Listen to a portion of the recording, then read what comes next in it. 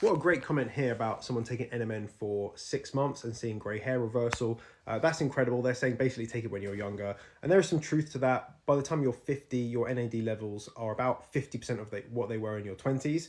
So from your 30s to your 40s, it starts to deplete. And then for your 50s, you're about 50%. And then it essentially halves every 10 years. So really, your NAD levels is something you want to be starting to look at from your 30s and beyond, which is why I started taking it myself.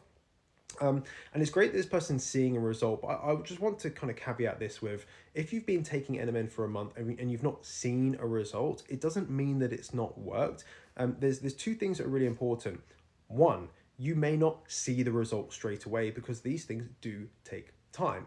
You know, growing your hair takes time. So don't get impatient, right? You're not going to start seeing your hair suddenly turn from black or grey to black in 3 weeks, 4 weeks. It's not going to happen. But over consistent use, your body starts to go, oh, okay, do you know what? We're going to start repairing those cells. We're going to start, that DNA, that we're going to go and fix that, right? It's something that's going to take time. The second thing is, all of this stuff, although it's great, is all anecdotal.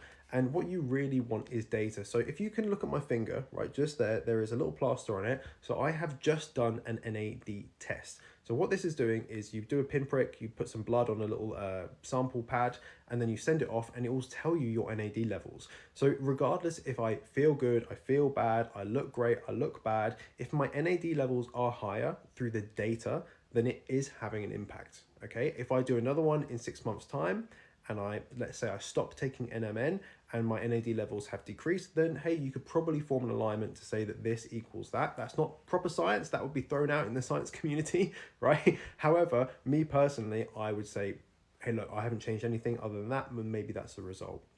So data tells you if something is doing something, but these kind of anecdotal results are fantastic to see.